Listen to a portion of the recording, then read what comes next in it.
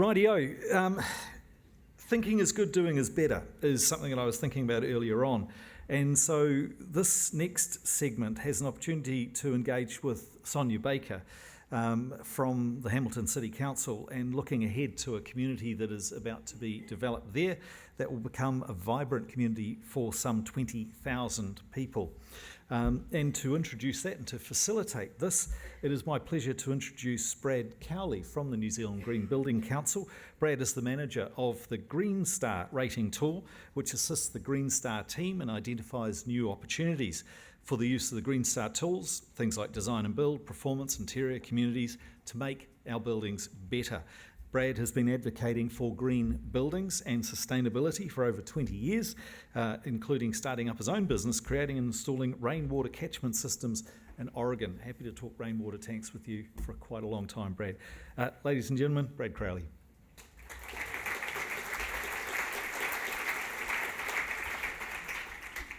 Thank you so much. Kia ora. Thank you so much. Thank you for having me. Yeah, as you mentioned, I've used to live in Portland, Oregon, and I got to see how cities designed for people and not cars looks like. So it's really something I'm near and dear to my heart, and really something I'm really excited to talk about. We have the Green Star rating tool that everyone knows about for buildings and interiors, but many people don't know about Green Star Communities, which is our rating tool for precincts and neighborhoods. Back in 2019, I received a phone call from a gentleman named Alistair that said, "What's going on with this them there Green Star Communities?" Said with a much more eloquent Scottish accent than that. And so began our journey working with Hamilton City Council, getting them to use the Green Star Communities rating tool. I was lucky enough to go down there with Matt Wilson one time and get a tour, and I was really excited to see all the stuff that they've done, including the amazing roundabout that they have there, which has it's very pedestrian and bicycle oriented, so you can actually go underneath it and be very safe. So I'd love to see more of those happen here in New Zealand. So we're very lucky that we're seeing more and more projects being interested in Green Star Communities. We recently had MetLife Care register their Cleveland project to use Green Star Communities, and Kiwi Property has registered their Drury project. So we'd love to see more and more retirement villages, hint, hint, using Green Star Communities along with many other developers. So if I could please introduce Sonia Baker, who is the Greenfield Growth Program Manager at Hamilton City Council. And we also have Mark Roberts, the I-Team leader of Hamilton City Council Urban and Spatial Planning Unit. So thank you both.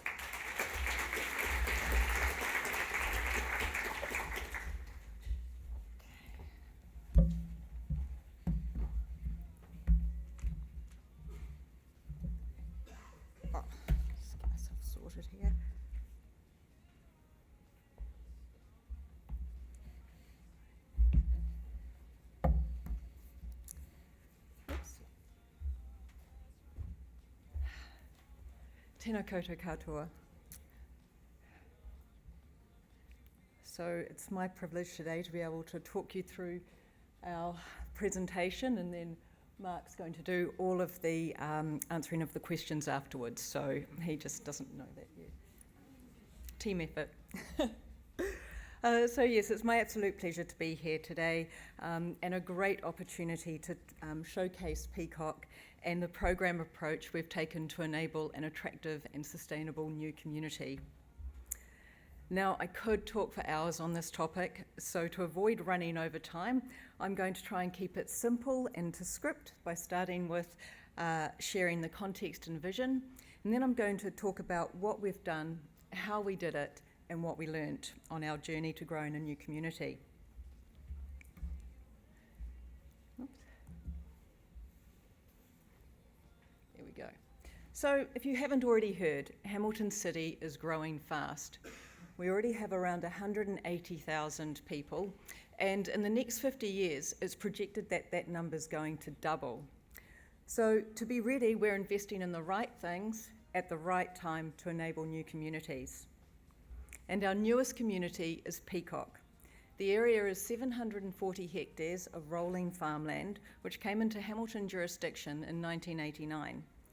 Ideally located in Hamilton South, Peacocke is within easy reach to the central city, the university, the hospital, airport precinct, and also the Waikato River.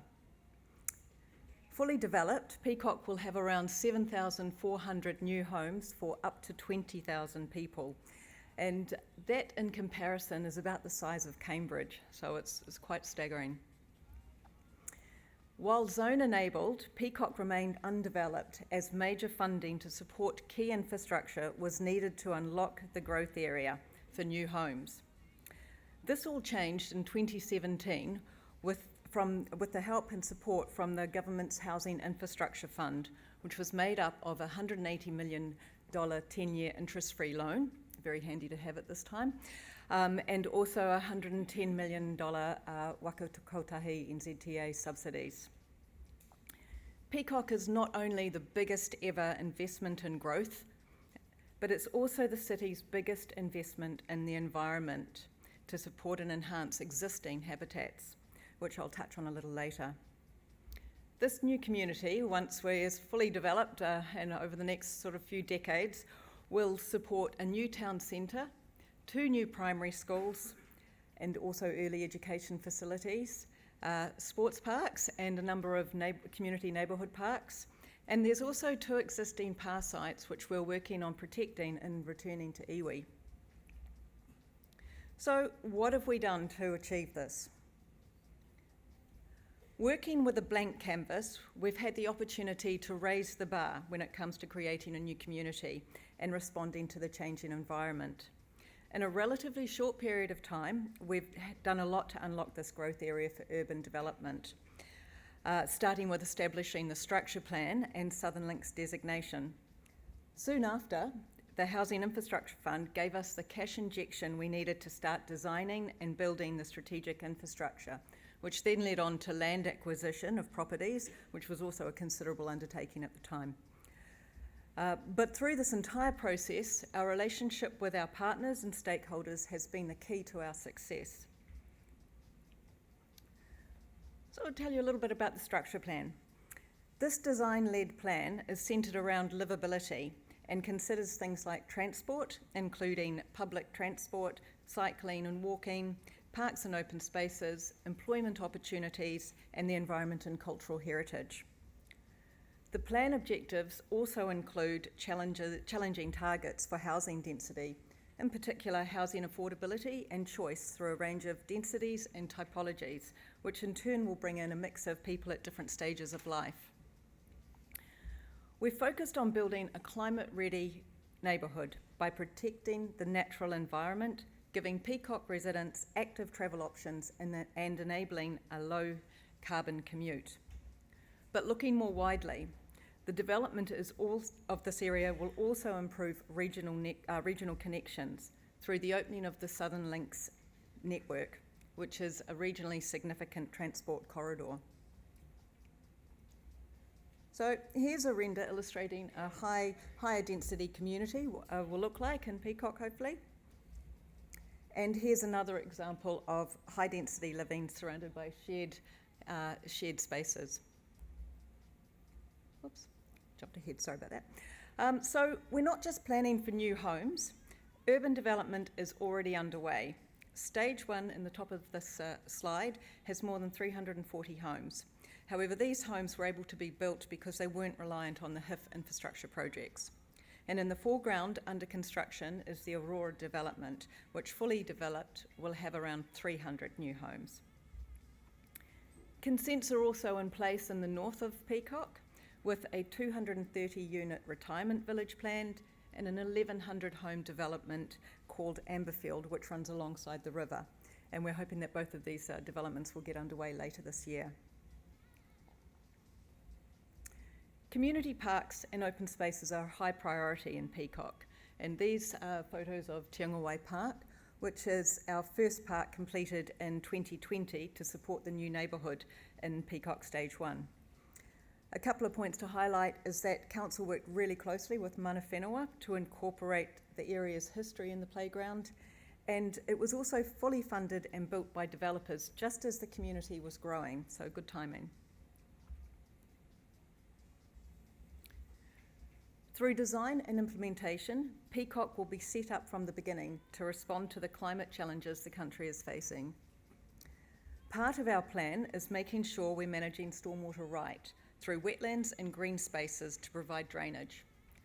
The stormwater and landscape designs are multifunctional and include play on the way, recreation space next to stormwater treatment, and space set aside for community gardens. By using nature-based solutions, we have made the most of how the natural environment and the stormwater network interacts within this area. So even with a well-designed structure plan, further urban development can't go ahead without that key infrastructure. And this map illustrates the number of projects funded by the HIF. And in short, the funding has enabled a new bridge over the Waikato River, a new wastewater pump station, stormwater ponds, and a new road. So this is a recent photo of the 4-lane bridge, which features dedicated bus lanes. 2/3 of the 26-metre deck is for walking, cycling, and public transport. You may be interested to know that the bridge is made of Corten steel, which gives it that rust look and reduces the need for a lot of future maintenance. And the concrete is low carbon grade. We're incredibly proud of this bridge, which will be formally named when it's blessed and opened, hopefully in July, so it's not too far away. So we've also incorporated Maturanga Māori and cultural storytelling in our design elements. For example, you can see the single pier is not actually in the awa. Its lattice design symbolises a Māori basket, or kite, designed to catch eels and gather kai, which is what the local iwi of the time did at this part of the river. Design and innovative construction processes have featured highly throughout the bridge project. We worked with local artists and manufacturers to install 2 unique gateway structures as part of the walking and cycling footbridge over the new ring road extension near the Hamilton Gardens. These columns were designed in partnership with the Tangata Whenua Working Group. They act as waharoa, or gateway, to the new Peacocke community and incorporate designs that reflect the form of taurapa or waka stern posts.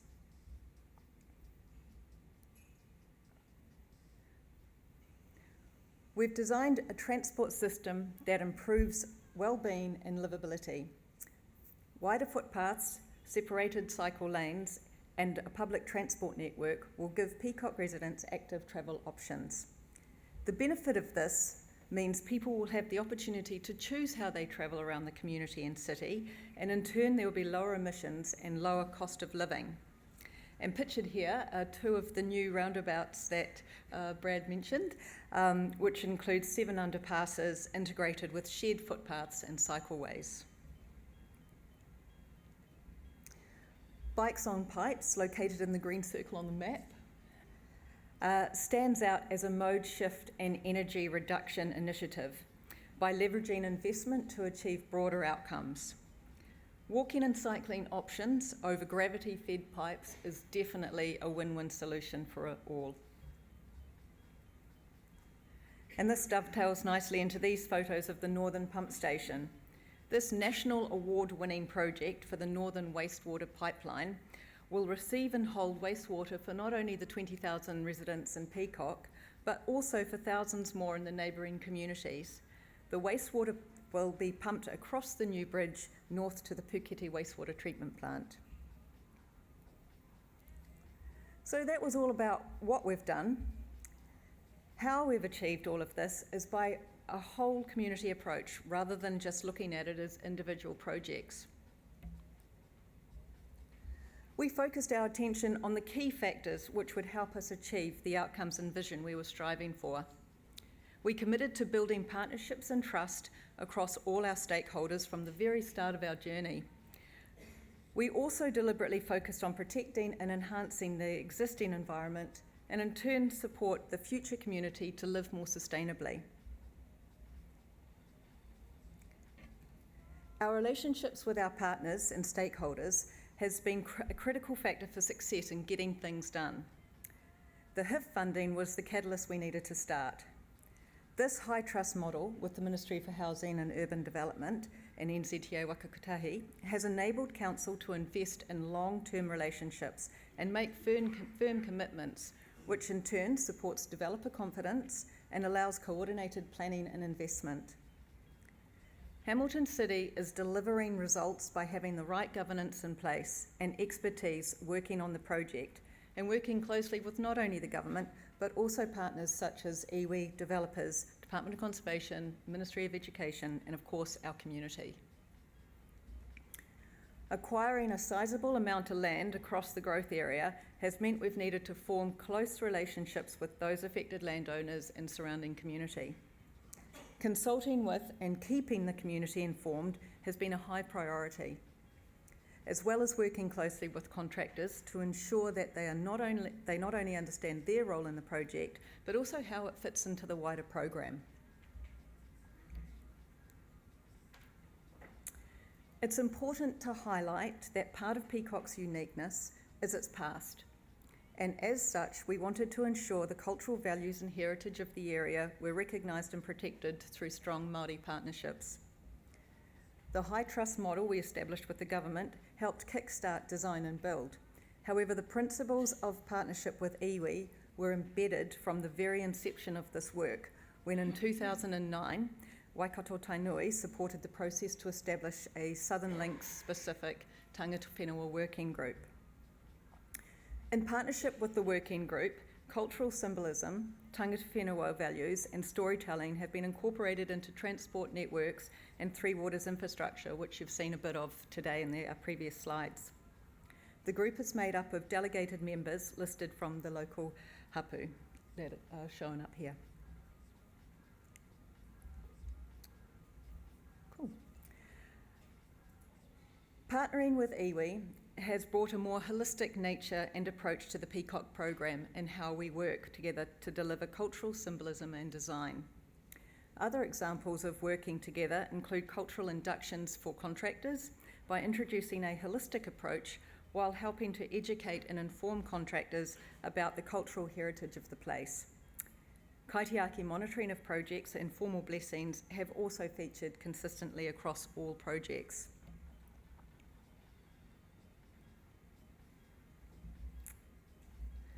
So the environment is at the heart of everything we do.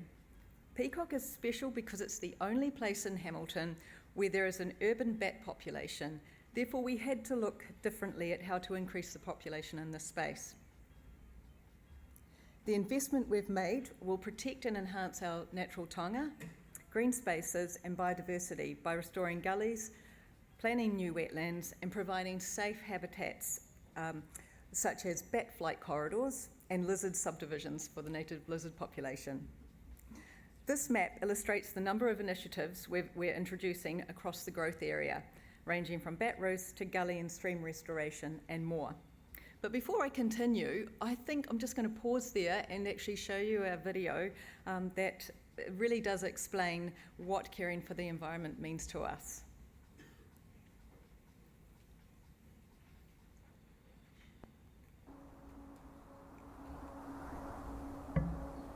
So Peacocke is our largest investment in infrastructure at the moment, and that has also meant that we can make a significant investment into the environment.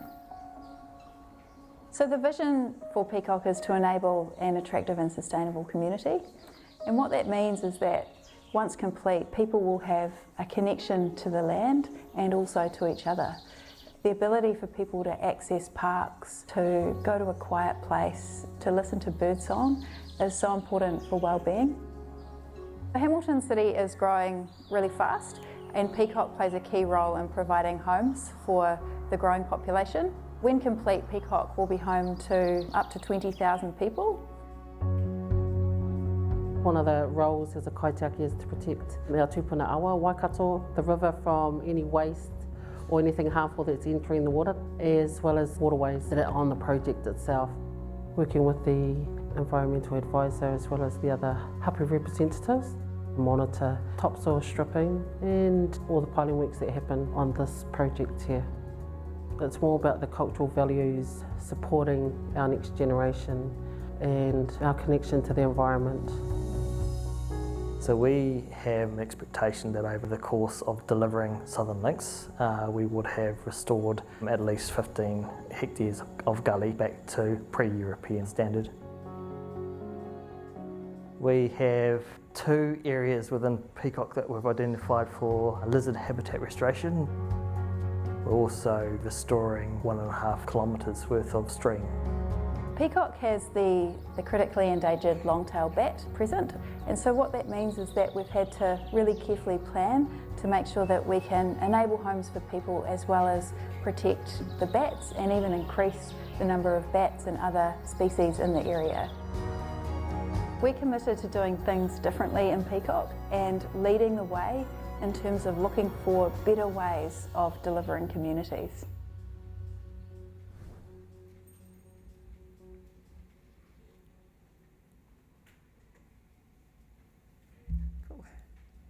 Hope you enjoyed that one. There are quite a few other videos related to the Peacocke growth area, which I'd encourage you to jump on YouTube and have a look for.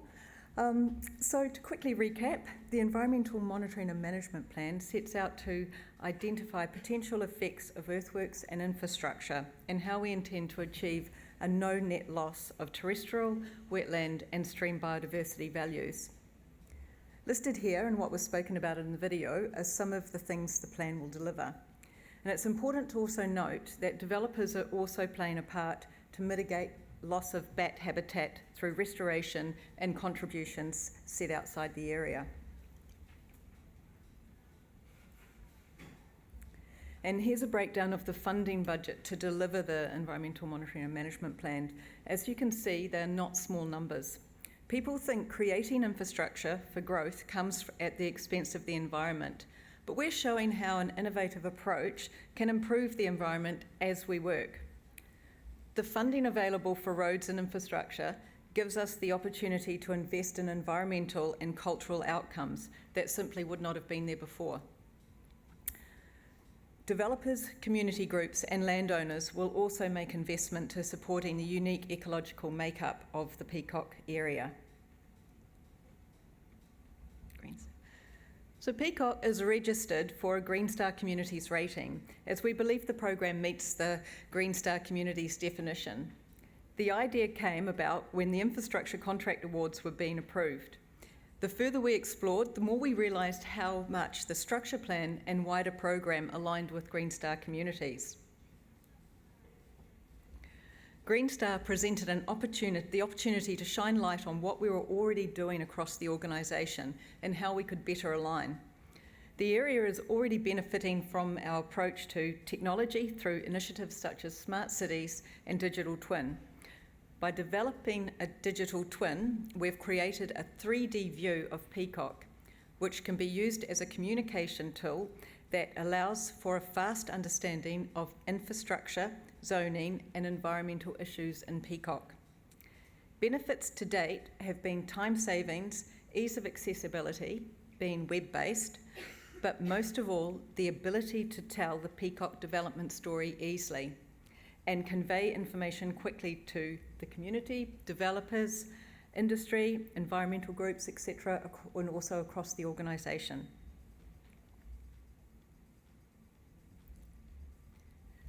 Green Star has also shone light on our long-standing partnership with iwi. Being recognised for this mahi through cultural symbolism, monitoring and preservation of cultural heritage reflects best practice and he po manawa ora, our pillars of well-being.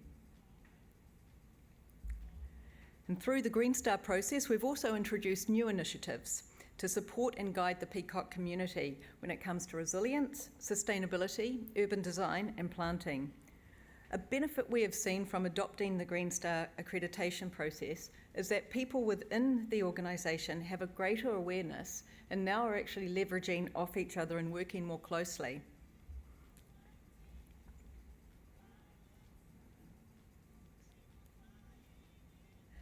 So with over a decade or more of hard work under our belts, what have we learned? We've learned that key enablers have been essential in transforming the Peacocke area from a rural to urban community. Being zone enabled with the Southern Links designation locked in to secure strategic regional land transport links has meant new homes can be built once the key infrastructure is in place. And the HIF funding has, of course, helped to accelerate this. Communities don't happen overnight or build themselves. Investing in our partners and stakeholders from the very start established trust and ongoing support. But no project comes without its challenges.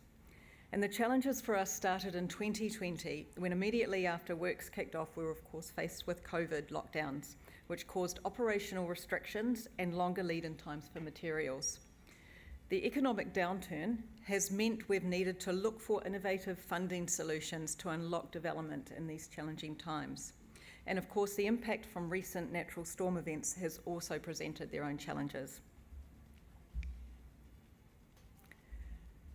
So in summary, I'm confident that Peacocke will be a New Zealand leading exemplar and a well-planned, resilient community that represents best practice in urban design, ecological outcomes, and recognition of Māori heritage.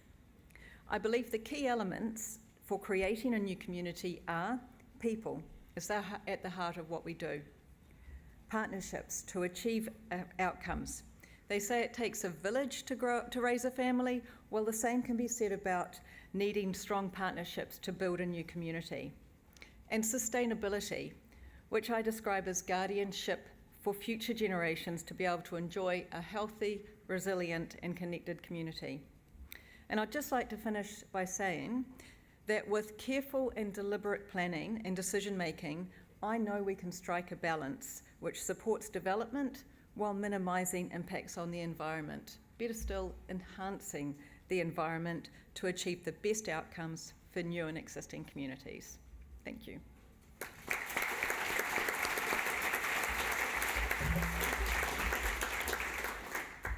That was fantastic. Thank you so much, Sonia. Really do appreciate it. It's a beautiful project. I've really enjoyed going down and visiting, seeing what you're doing down there. That one playground, I was inspired to start playing out myself because it's just such a really well-designed place. So thank you again. Do you have any suggestions on a project that's looking at using Green Star communities? Any lessons learned, any suggestions you'd give to them if they're starting their journey? I think being conscious of it, the opportunity from the beginning is really the key. Not looking at it from simply a roads and pipes perspective, but really understanding what gains can be made and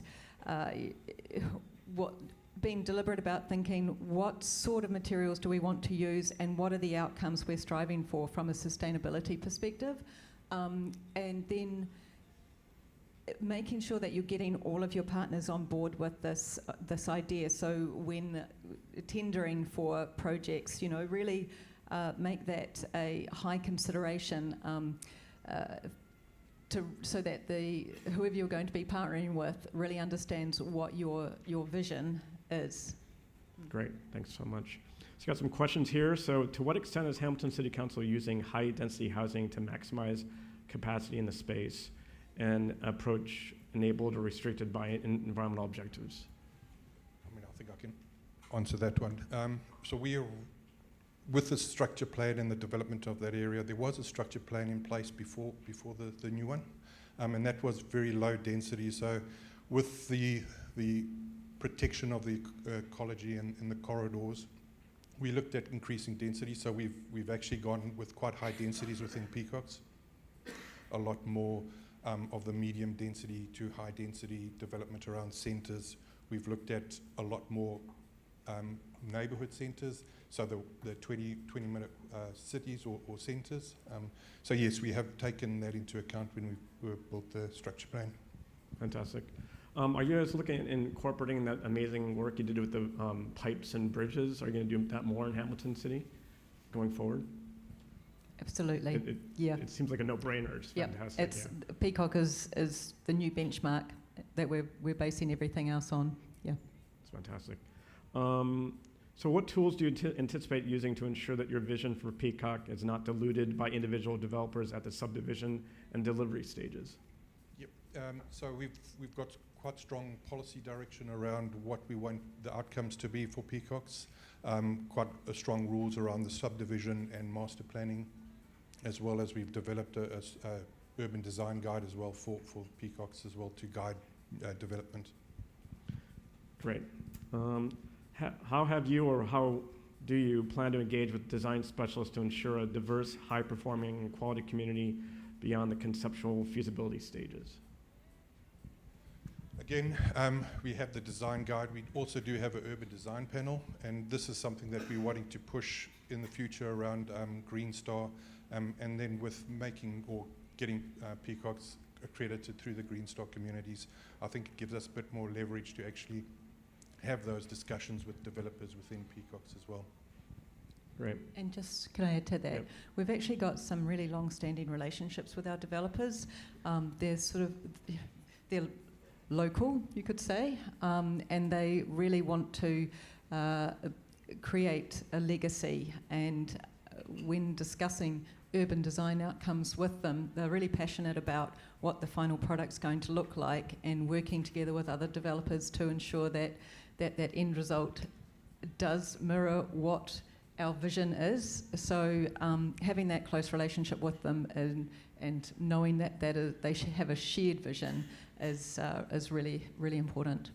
In my understanding, you actually had really early engagement with them with this project, correct?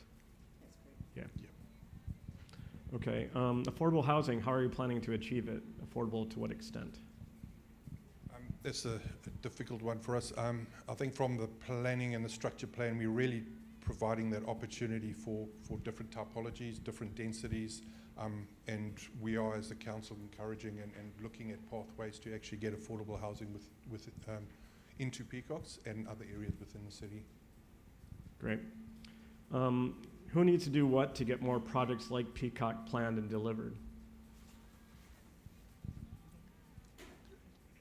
From Hamilton City Council, I think it's more of educating our politicians and getting them to understand that there are benefits of doing Green Star communities, and then also I think the development community, getting them to understand what the benefits are of a Green Star community and Green Star homes are.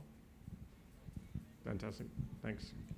Will there be covenants on the land adjoining the stunning ecological restoration areas to prevent risks from cat ownership? Yeah, very hot topic. Through the structure plan and the district plan, the provisions, we put quite a lot of control around how the urban form interacts with the green spaces, especially the bat corridors and your ecological areas. So we have controls around lighting and how the lighting impacts those spaces. There is provisions and policy objectives around the management of pests. It's really up to the developers and how they do that, and one of them is there is the control of cats within Peacocks. Yeah. Interesting. Okay. Did you look at intensifying existing suburban areas rather than sprawling onto surrounding land? Yes, I think there's a whole lot of work that's been done in Hamilton around how we intensify and where we do that within the brownfield areas. I think Peacock's quite unique in the fact that it's only about 5 kilometers from our central city, so it's actually not really on the periphery. If you look at the history of how Hamilton has grown, it's actually really grown to the north, and the south has been left behind. So I think Hamilton's is a unique position and an opportunity for us to actually create new higher density greenfield areas that are, as Sonia said, close to the central city, close to places of employment. So yeah.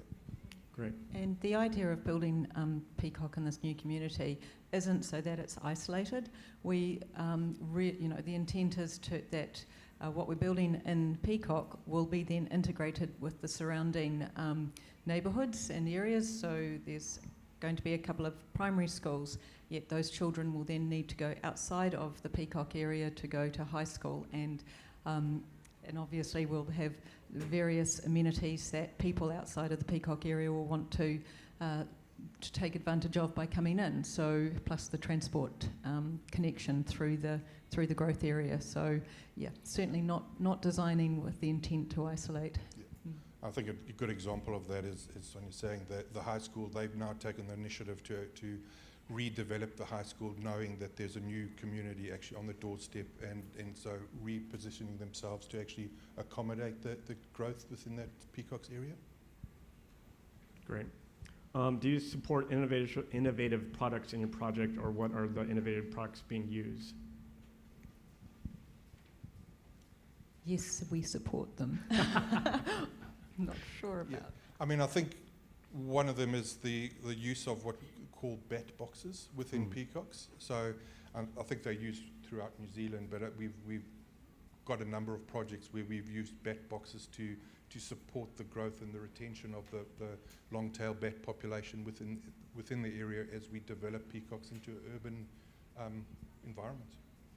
So with this project, I learned about the bats and the issue of the lights, which I didn't think about. Have you thought about incorporating that into other projects going forward in Hamilton, or just for this project? Look, I think it'll be something that'll come through not just Hamilton. I think it'll be something that'll come through other areas where there are bats within the urban environment.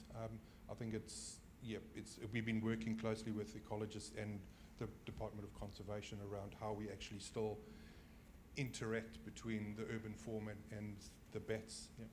Great. Anything else you'd like to add, Mark? I mean, I think for us it's around, yes, it is a unique project for Hamilton City Council, but in doing that work, we've actually realized that we as a council are doing quite a lot of the work that's required for a green community in isolation, and this project has actually been able us to bring it together and realize that as a council we're actually doing quite a lot in that space. Fantastic. Yeah, one of the times I went down with Matt, I saw all the different organizations and parts of the council that maybe had never met each other were finally meeting each other and realizing, oh, we're kind of doing this already. Yeah, it was really inspiring to see. Yeah, great.